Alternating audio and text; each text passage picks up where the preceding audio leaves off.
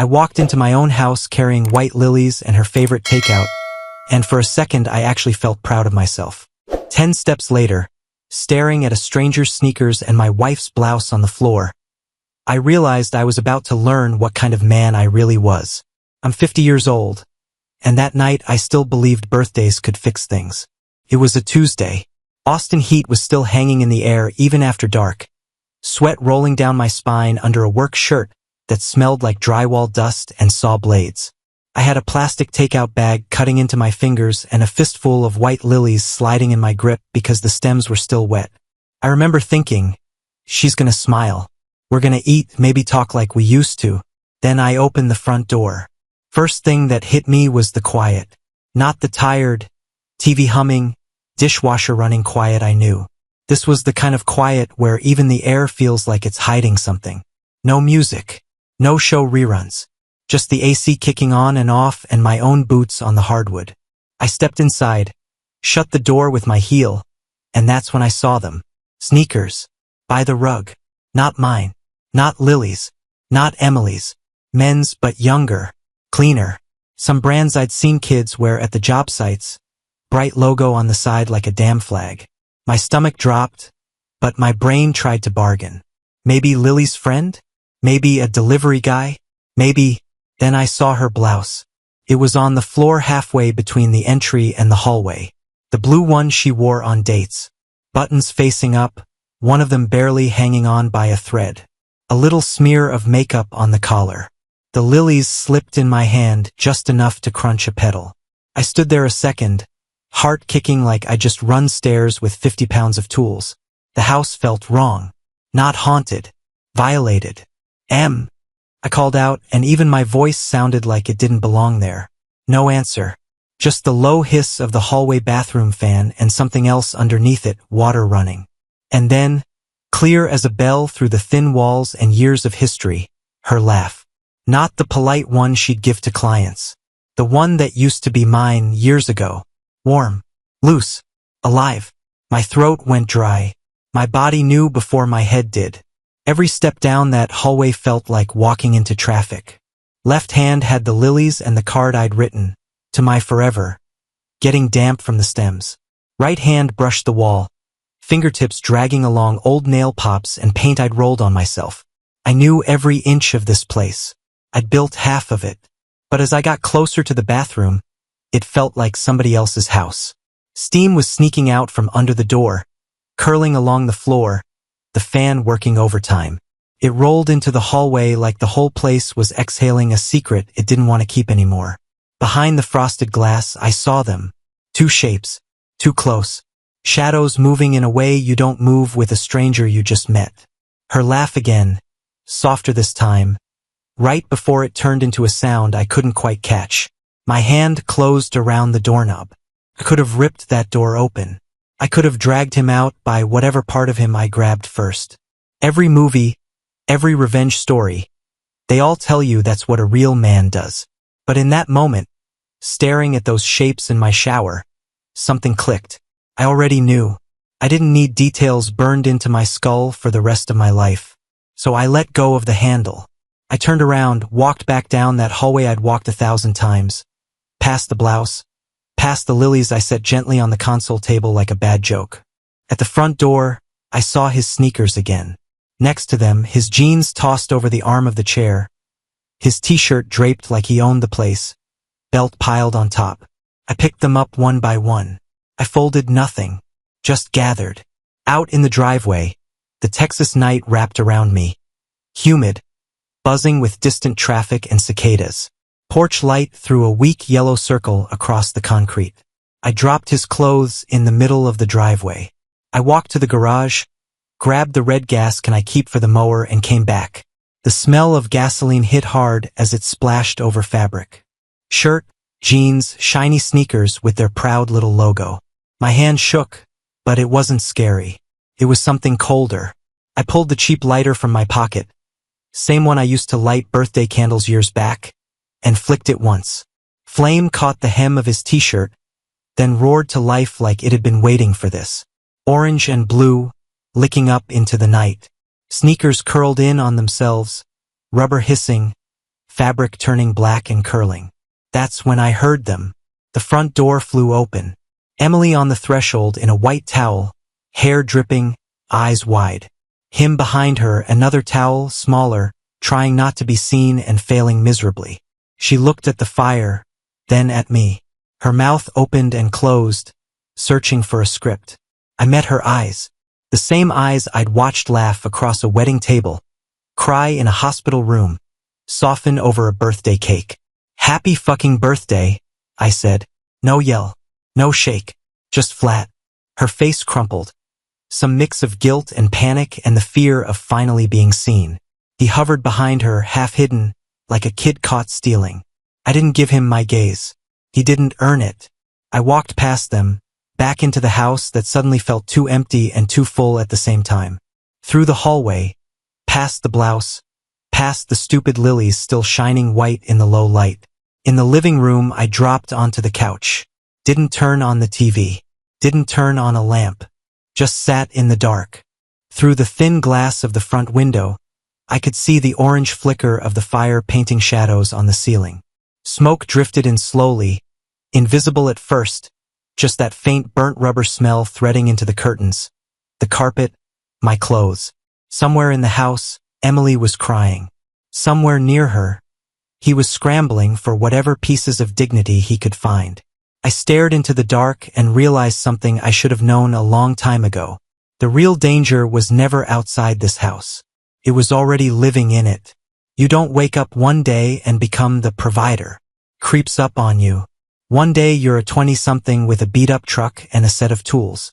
Next thing you know, you're 34, married, and the mortgage company knows your voice by sound. For 16 years, my life was simple on paper. Up before dawn. An old drip coffee machine sputtered in the kitchen while the house was still dark. I'd pour the first cup into Emily's favorite mug, the chipped white one with the little yellow sun, and leave it by the stove, steam curling up like a small promise. She liked to sleep in. I liked to know she'd wake up to something warm. I paid the bills, argued with mechanics, fixed leaky sinks, crawled under the house more times than I can count. Summers in Texas heat, sweat burning my eyes while I framed someone else's dream home. Winters on half-frozen job sites, hands numb but still working. My reward was simple.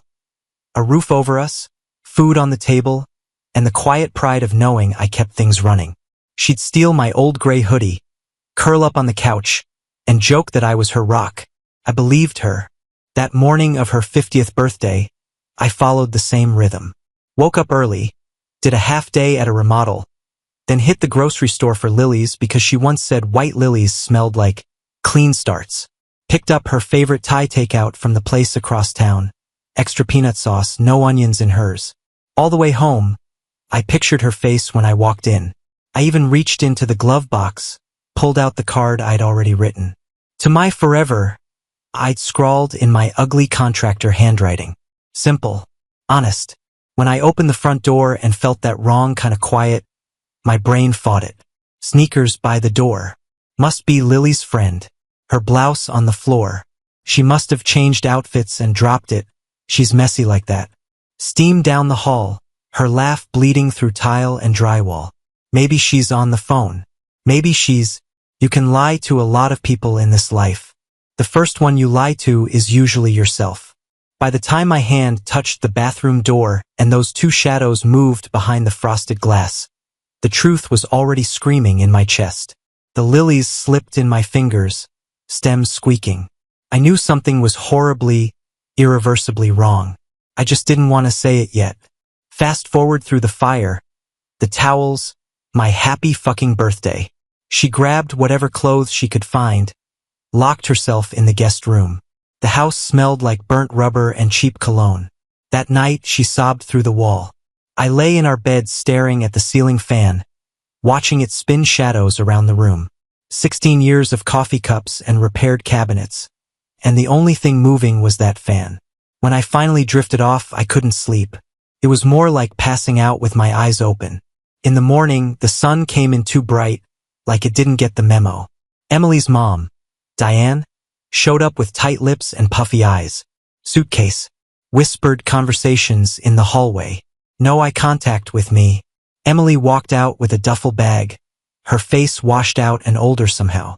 She didn't reach for me. I didn't reach for her. "We'll stay at Mom's for a bit," she said, voice small. I moved aside. That was it. No big speeches, no movie moments. The door closed behind them. The house went silent. I walked back through the rooms we'd lived in for 16 years and saw it all different. The kitchen where I made her coffee looked like evidence. The couch where she wore my hoodie looked like a prop. The whole place felt like a crime scene after everyone's gone. Tape already pulled, cameras packed up. Just a man standing there trying to understand how he missed the first shot being fired. Lily came home the next afternoon. I heard the front door open, the familiar thud of her backpack hitting the entryway wall. For a second, my muscles went on autopilot. I almost called out, "Hey kiddo, how was school?" Like nothing had happened. The words died in my throat. She stepped into the kitchen. Ponytail frizzed from the bus. Eyeliner smudged a little. The way teenagers walk the line between kid and adult without knowing which side they're on. Her eyes swept the room too fast. "Where's Mom?" she asked. 3 words. Felt like a hammer. My tongue stuck to the roof of my mouth. I could have said, "She's at Grandma's," and left it there. I tried. "She's staying at Grandma Diane's for a bit," I managed. Lily frowned. Did something happen? That was the fork in the road. One way was another lie. The other way was the truth that would change how she saw both of us forever. My chest squeezed. "Yeah," I said quietly. "Something happened." Her voice dropped. "What?" I pulled out a chair. "Sit down, Lil." She didn't. Just stood there, arms crossed over her chest like she was trying to hold herself together. Her eyes were already shining. "Did she cheat on you?" she asked. No warm-up, no soft landing, just straight to the bone. I swallowed hard. The room seemed smaller. "Yeah," I said. "She did." Silence. Then her face crumpled like I just told her gravity was a lie and the ground couldn't be trusted. I walked around the table and put my arms out. She fell into me, finally, like the kid she still partly was. Her shoulders shook against my chest. And for the first time since the fire in the driveway, I let myself cry where someone could see it. We sat like that for a minute, 2, 10, I don't know. Time didn't mean much right then. In my head, one sentence kept looping. My daughter deserves better. Not better than her mother. Better than this. Better than secrets and half-truths, and a dad who just absorbs damage and calls it being strong. That thought followed me long after she went to her room and shut the door softly. I ended up alone at the kitchen table, the same place I used to spread out bids and blueprints. Phone in my hand, thumb hovering over names that couldn't fix any of this. Daniel? He'd listen, bring beer, crack jokes. Good friend, wrong tool for this job. My brother? He'd tell me to man up and swing for something. Also wrong. Diane? Hell no. I backed out of my contacts. The browser stared at me. Blank white bar. Cursor blinking like it was daring me to move. I typed, "Divorce Attorney Austin, Texas." Dozens of names popped up. Smiling faces in suits. Promises of aggressive representation. I scrolled until one caught me. Claire Morgan, Family Law. No nonsense headshot. Reviews talking about calm in chaos. Straight shooter. Good enough. I hit call before I could talk myself out of it. Law Offices of Claire Morgan. This is Claire. Came a steady woman's voice after a ring and a half. Yeah. My name's Cole Harrington. My voice sounded rough, like I'd been yelling even though I hadn't. I think I need a divorce lawyer. No sympathy cooing. No rush. Just, "Okay, Mr. Harrington. I'm sorry you're going through this. Can you tell me how long you've been married?" 16 years. Any children? 1. Daughter. 16. Joint property? House? Accounts? Her questions were clean cuts. House. Mortgage. Truck. Savings. Retirement. I listed it all out, one piece at a time, like inventorying a building before demolition. "Do you know what you're asking for yet?" she said. "Custody? Support? Division of assets?" I looked at the empty chair where Emily used to sit, laughing over takeout, and then at the hallway where Lily had just walked away with her heart cracked open. I know one thing, I said. My daughter stays with me as much as I can to make that happen. She deserves some stability. Claire was quite a beat. All right, we'll discuss options. Are you sure you want to proceed with filing for divorce? I stared at my calloused hand on the table, the tan line where my ring had sat for 16 years. Saying yes felt like cutting off a limb to keep the rest of me alive. I need to file for divorce, I said slowly, each word heavy. Yeah, I'm sure. Okay, she replied. I'll email you some forms. We'll set up a meeting this week. We wrapped up. I gave her my email, answered a few last questions. When the call ended, the kitchen went dead quiet again. I set the phone down and realized I was breathing like I just finished carrying 2 sheets of plywood up 3 flights of stairs. My heart hammered in my chest, not with rage this time, but with the weight of what I just started. The marriage was broken the night I saw the shadows behind that glass. But this phone call was me finally admitting it was dead. Maple and Rosewood. Little corner cafe with chip tables and good coffee. We used to sit there on Sundays, split a muffin, and talk about trips we never took. I texted her, we need to talk. 3 p.m. When I walked in, she was already there. No makeup. Hair pulled back like she'd given up halfway. Hands wrapped around a water glass like it was the only thing keeping her upright. Hey, she said. I pulled out the chair, sat down. No hug. No kiss on the cheek. No small talk. Who was he? I asked. She blinked. Cole, can we just... Name, I said. Who was he? Her eyes dropped to the table. Ryan, she whispered. From work. So the stranger in my shower had a name. Ryan. Some office guy with clean sneakers and no calluses. How long? I asked. It wasn't like that, she said quickly. It just happened. A few weeks. It was stupid. It was... No, I cut in. How long? Tears started. Automatic. It wasn't serious, Cole. I was lost. I didn't know who I was anymore. And you were always working. And it was always bills and responsibilities and... Emily. I leaned forward, voice low. You don't scatter clothes from the front door to the bathroom with someone you just started texting. She flinched like I'd slapped her. Okay, she breathed. Okay. A few months. We started talking about work, then... After. I didn't mean for it to go that far. He made me feel seen. Alive. Not just... She waved a hand at me. Not just the wife of the guy who's always tired and talking about lumber prices. There it was. The script. I changed, she went on. You changed. We stopped having fun, stopped touching, stopped us. I felt like I disappeared. And with him, my anger didn't spike. It cooled. You didn't lose yourself, I said. My voice surprised even me, steady, flat. You gave yourself away. Her mouth opened, then shut. Tears ran, but I wasn't reaching for napkins this time. I'm sorry, she choked. I made a mistake. Don't throw us away over one. Stop. I pushed my chair back. The legs scraped loud against the tile. A couple at the next table looked over, then pretended not to. I'm not throwing anything away, I said. You set it on fire. I'm just walking out of the smoke. She reached out like she might grab my wrist, thinking better of it. If you need anything, go through my lawyer, I said. Claire has my instructions. I left her there with her water and her shaking hands and the pieces she'd broken. The bell over the door jingled like it was any other Thursday. Daniel's couch smelled like old leather and takeout when I dropped onto it that night.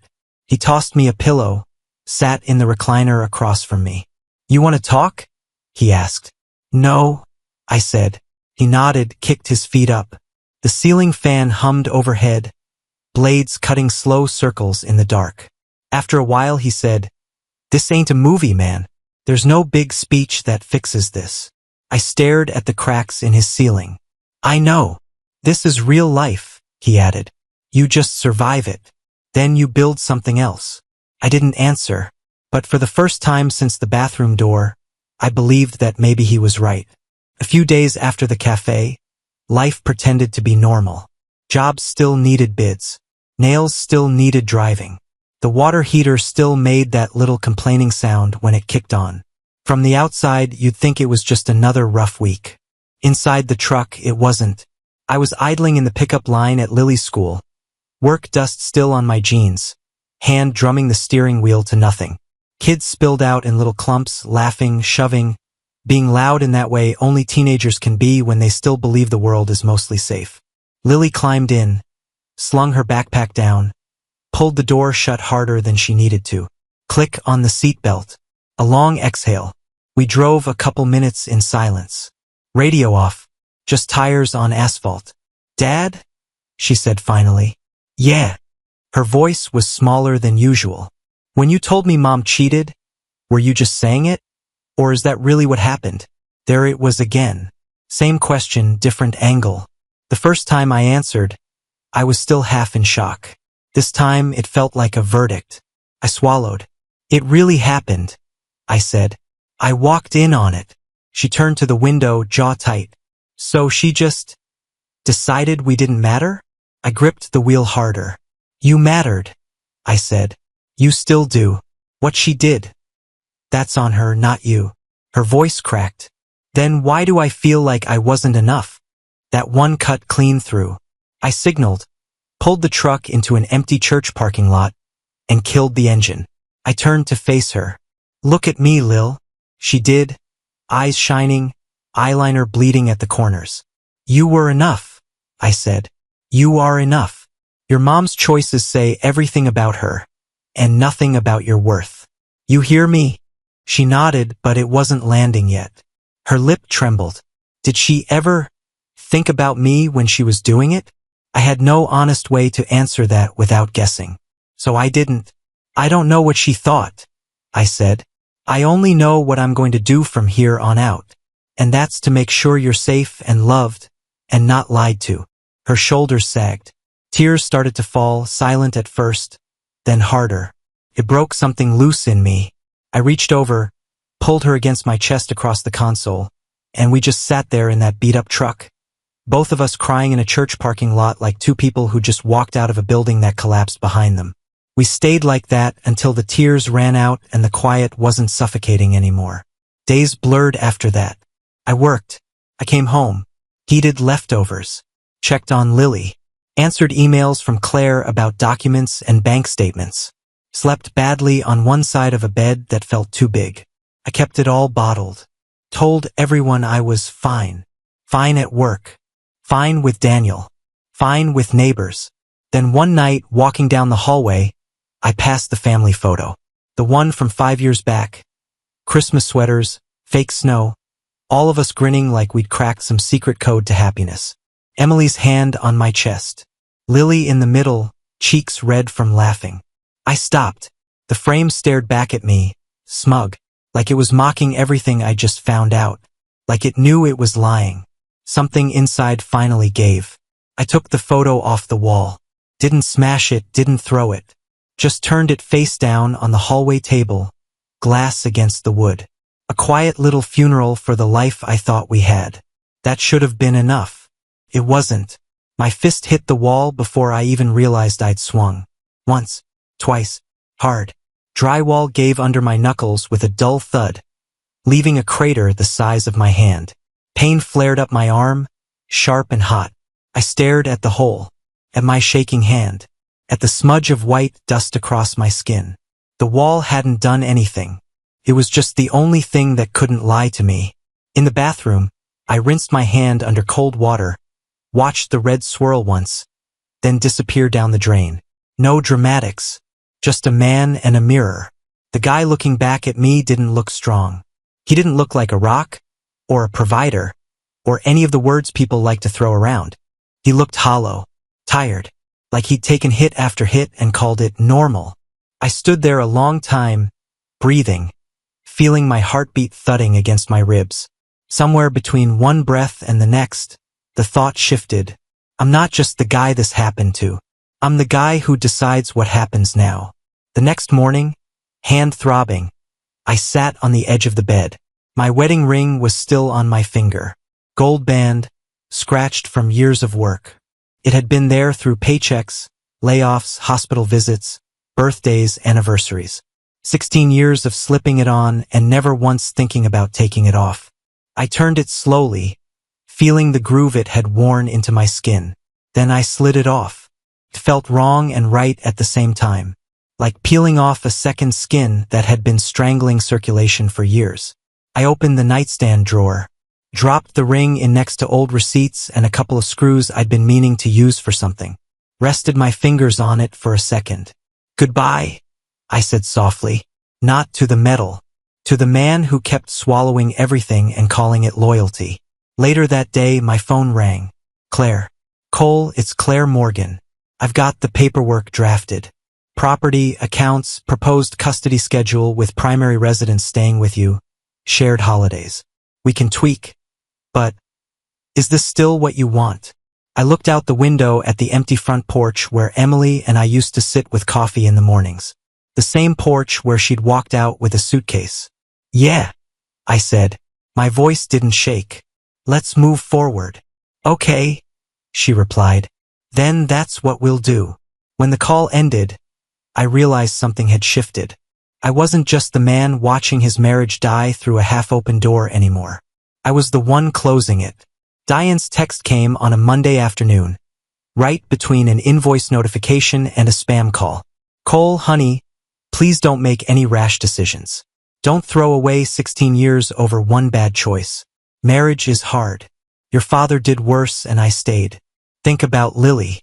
Think about forgiveness." I read it twice. There it was again, one bad choice, like it was a dented fender instead of a head-on collision.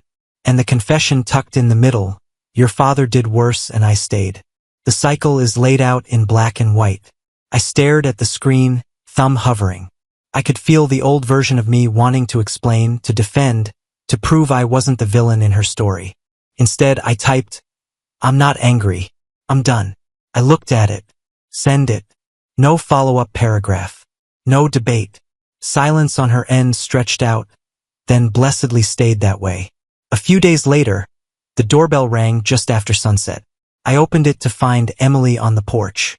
Jacket over a t-shirt, hair pulled into a messy knot, eyes swollen like she hadn't slept in days. She looked smaller. Not younger, just shrunk. "Cole, can we talk?" she asked, voice shaking. "We've talked," I said. "Please." She clutched the jacket tighter. Don't throw us away. I was stupid. I was lonely. You were always gone, always stressed. I didn't know how to reach you anymore." Her words hit the old buttons. The ones wired to guilt and responsibility. The instinct to pull her inside, protect her from the night, from herself, from everything. Behind that instinct was Lily's face in the truck, asking if she was enough. I stayed in the doorway, didn't step out, didn't step aside. "I'm not your cleanup crew anymore," I said, calm. "Even. You broke it. I'm not spending the rest of my life holding the glue while you smash it again." Tears spilled over. "So that's it. That's it," I said. "If you need anything, go through Claire." For a second, I thought she might push past me anyway, play the old role, force the old scene. She didn't. She just stood there, shivering in the Texas dusk, then turned and walked down the steps. I closed the door. Not slammed. Firm. Final. When I turned around, Lily was on the stairs, halfway up, knees pulled to her chest, arms wrapped around them. She'd heard everything. Her voice was small.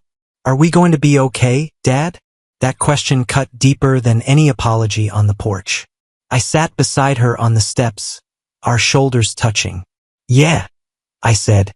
"We are. I don't know exactly how yet, but I promise you, we're going to be okay." She studied my face like she was checking if I believed it. I didn't, not fully, but I was determined to make it true. The days after that were quiet, but not empty. I went room by room through the house, deleted voicemails without listening all the way through, took wedding photos off the walls and stacked them in a box in the closet. Her favorite mug off the hook, her knickknacks from the shelves. Each thing I moved made the place echo a little less with her and a little more with air. One night, the silence felt too heavy. I walked into the kitchen, opened the fridge, and decided I was going to cook something that wasn't reheated takeout or cereal. All we really had was eggs, milk, and a box of pancake mix someone had bought months ago. "Lily," I called. "Are you hungry?" Kind of, came her voice from her room. "Good. You're about to witness a miracle or a crime." She appeared in the doorway as I was flipping the first pancake. It landed half on the edge of the pan, half off, folded over on itself like it was trying to escape. We both stared at it. I poked it with the spatula. "Charcoal with a hint of batter," I said. "5-star dining." Something broke in her face. Not sadness this time. Her mouth twitched, then a real laugh burst out of her. Not forced, not polite, just pure, teenage amusement at her dad being an idiot with a spatula. It hit me harder than the wall had. We ate ugly pancakes at the table with no centerpiece. No candles, no family of 3 photo watching us from the wall. Just me and my daughter, syrup, and a joke about starting a food truck for people who hate themselves. The house still held ghosts. The bed was still too big. Papers from Claire still sat on the counter. But in that moment, with Lily laughing over burnt batter, I felt something I hadn't felt since the night before the lilies. A tiny, stubborn island of warmth in the middle of wreckage. Not forgiveness. Not yet. Just the first hint that maybe, if I kept closing the right doors, there was still a life worth building on the other side. The envelope showed up on a Wednesday. No return address, just my name in handwriting I knew better than my own. Emily's loops and curls, the same ones from our wedding invites and grocery lists. I turned it over in my hands at the mailbox, thumb on the sealed flap. Old me would have ripped it open right there, looking for an apology big enough to glue things back together. New me walked it inside, past the empty wall where our photo used to hang, into the bedroom. I opened the nightstand drawer. Ring. Couple of screws. Dust. I went to the closet, grabbed the box where I'd shoved the wedding photo and a few loose memories. Lifted the lid, set the envelope on top without opening it. "I see you," I muttered. "You just don't get to run the show anymore." Lid back on. The box slid to the back of the shelf. Acknowledged, not worshipped. That night, the house felt too loud in its quiet. My chest wouldn't unclench. I sat at the kitchen table, phone in hand, staring at the search bar. I typed, "therapist" near me. Felt wrong. Like I was betraying every suck it up I'd ever been fed. But the alternative was more holes in walls and more nights with my heart racing over nothing. A few clicks later, I landed on a simple profile, no soft focus photos, no word salad. Just individual counseling, men welcome. Direct, honest, confidential. I booked the earliest slot. The waiting room smelled like coffee and old carpet. The clock ticked too loud. When she called my name, mid-40s, glasses, kind eyes that didn't pity me, I almost bailed. Instead, I sat on the couch. "What brings you in, Mr. Harrington?" she asked. "Cole," I said. My hands were fists on my knees. "My wife cheated. Caught her. I'm getting divorced. And, it feels like that means I wasn't enough."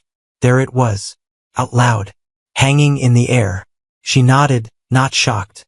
"That's a heavy conclusion to live with." "It's the only one that fits," I said. "If I'd been more." She wouldn't have done it. She shook her head slightly. "No, it doesn't say you weren't enough. Says you were betrayed. The story you write after that, that's what'll define you." I sat back, staring at the ceiling. Betrayed. Not enough.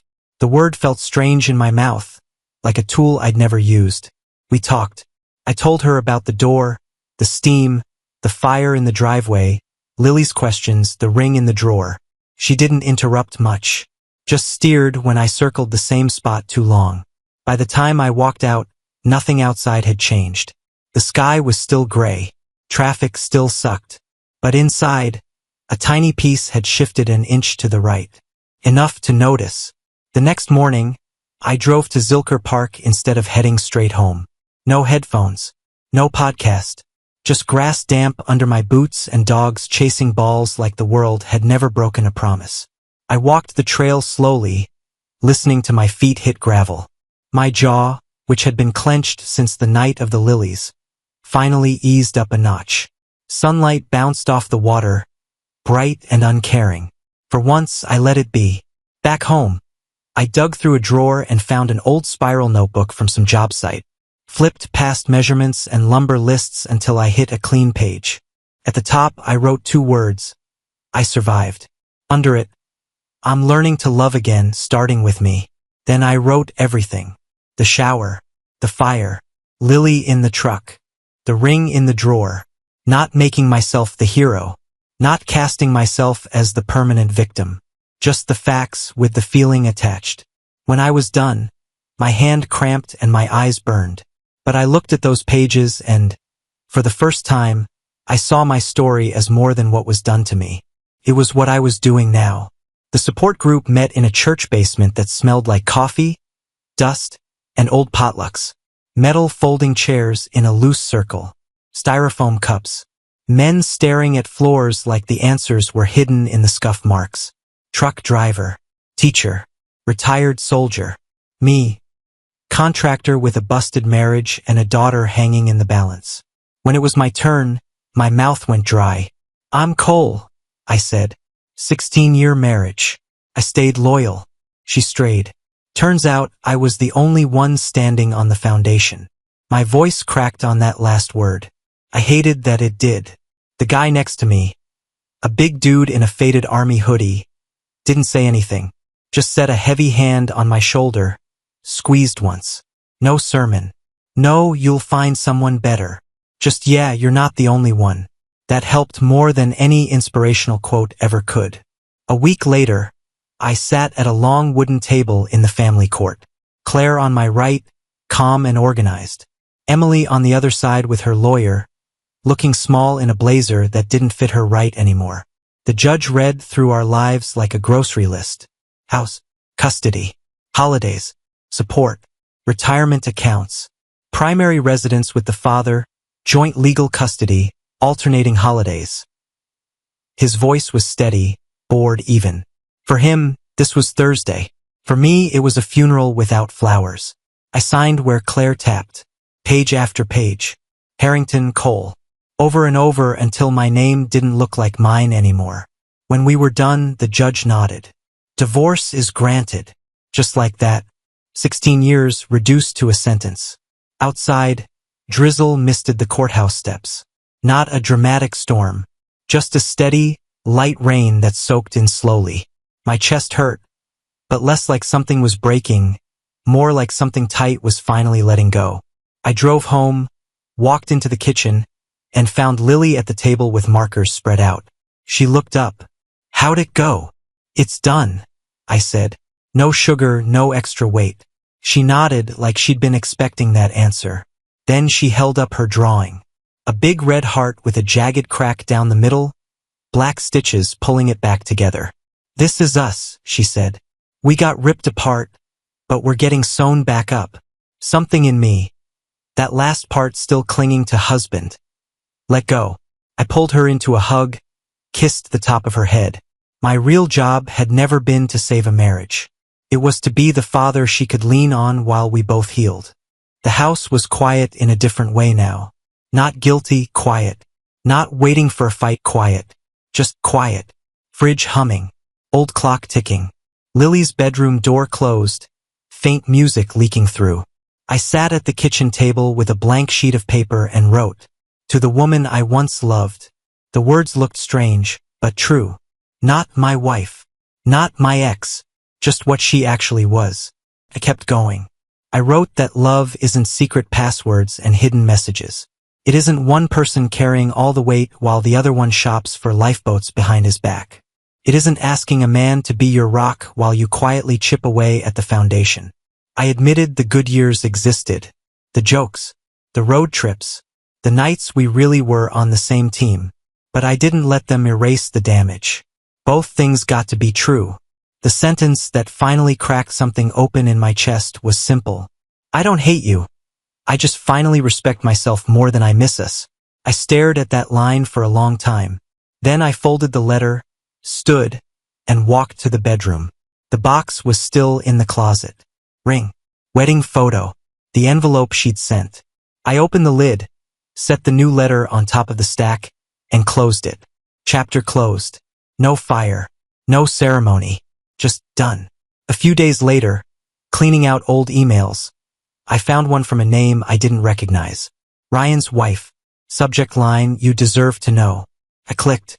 There it was in black and white. Dates, screenshots, details that proved what my gut already knew. The affair had been going on longer than Emily ever admitted. Longer than a few months. Long enough to rewrite whole chunks of our timeline. Old me would have called, confronted, demanded another round of truth out of two people who'd already shown me what their word was worth. Instead, I hit print. Paper slid out warm. I read it once, not to torture myself, but to settle the argument I'd been having alone in my head. You didn't lose her because you weren't enough. You lost her because you finally saw all of it. I folded the pages and added them to the box. Not for court. Not for ammo.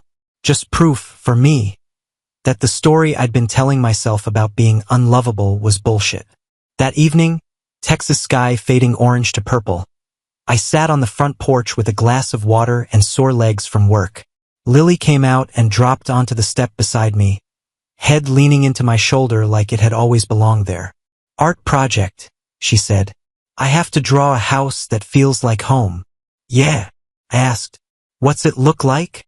She thought for a second. "Same kind of house," she said. "But with light in the windows. Nobody is sneaking around. Just us. Safe." That hit deeper than any therapy session. We sat there in comfortable silence, watching the sky change. No yelling inside. No lies. Just a tired man and his kid, breathing in a life that finally matched the truth. I turned that moment over in my head and knew something for sure. Betrayal wasn't my ending. It was the beginning of me. So if you're out there, sitting in your own truck, your own empty kitchen, replaying your own version of my story, this part's for you. If any of this sounds like your reflection, drop a 1 in your own way, tell a friend, join the group, book the session, start the journal. You're not the only man in the back row anymore. Subscribe and stay one step ahead of cheaters. And trust me, the next story makes this one look like a fairy tale.